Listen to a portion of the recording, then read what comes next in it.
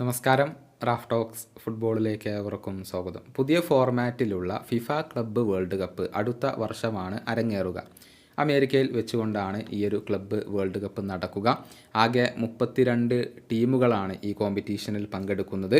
4 വീതം ടീമുകൾ ഉള്ള 8 ഗ്രൂപ്പുകളായിക്കൊണ്ടാണ് തരം തിരിക്കപ്പെടുക. പിന്നീട് ഓരോ ഗ്രൂപ്പിൽ നിന്നും 2 ടീമുകൾ വീതം നോക്കൗട്ട് സ്റ്റേജിലേക്ക് പ്രവേശിക്കുകയും ചെയ്യും. ഏതായാലും ഫിഫ ക്ലബ്ബ് വേൾഡ് കപ്പ് നടക്കുന്ന വേദികൾ അഥവാ സ്റ്റേഡിയങ്ങൾ ഏതൊക്കെയാണ് എന്നുള്ളത് ഇന്നലെ ഒഫീഷ്യലായിക്കൊണ്ട് ഇപ്പോൾ ഫിഫ പ്രഖ്യാപിച്ചിട്ടുണ്ട്.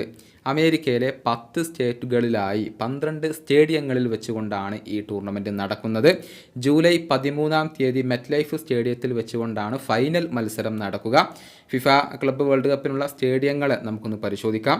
ലോസ് ആഞ്ചലസിൽ ഉള്ള ദി റോസ് ബൗൾ, അതുപോലെ തന്നെ സിയാറ്റിലിൽ ഉള്ള ലൂമൻ ഫീൽഡ്, ഒർലാൻഡോയിൽ ഉള്ള ക്യാമ്പിംഗ് വേൾഡ് സ്റ്റേഡിയം, അതുപോലെ തന്നെ ഒർലാൻഡോയിൽ ഉള്ള മറ്റൊരു സ്റ്റേഡിയമായ ഇൻ്റർ ആൻഡ് കോ സ്റ്റേഡിയം, അതുപോലെ തന്നെ അറ്റ്ലാന്റയിലെ മെഴ്സിഡസ് ബെൻസ് സ്റ്റേഡിയം, നാഷ്വില്ലയിലെ ജിയോഡിസ് പാർക്ക്, ഷാർലറ്റിലെ ബാങ്ക് ഓഫ് അമേരിക്ക സ്റ്റേഡിയം, അതുപോലെ തന്നെ സിൻസിനാറ്റിയിലെ TQL സ്റ്റേഡിയം, വാഷിങ്ടണിലെ ഓഡി ഫീൽഡ്, അതുപോലെ തന്നെ ഈസ്റ്റ് റുദർഫോർഡ് NJയിലെ മെറ്റ്ലൈഫ് സ്റ്റേഡിയം, മയാമിയിലെ ഹാർഡ് റോക്ക് സ്റ്റേഡിയം, ഫിലാഡൽഫിയയിലെ ലിങ്കൻ ഫിനാൻഷ്യൽ ഫീൽഡ്.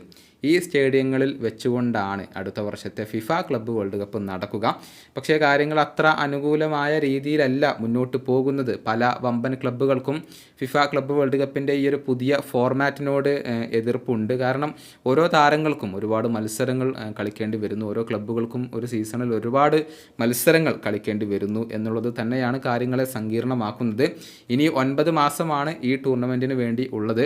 ഇതുവരെ TV റൈറ്റ്സ് ആരും വാങ്ങിയിട്ടില്ല എന്നുള്ളതും ഫിഫയെ സംബന്ധിച്ചിടത്തോളം ഒരല്പം ആശങ്കയുണ്ടാക്കുന്ന കാര്യമാണ്. അത്രയൊന്നും ഡിമാൻഡ് ഇതിൻ്റെ TV റൈറ്റ്സിനില്ല.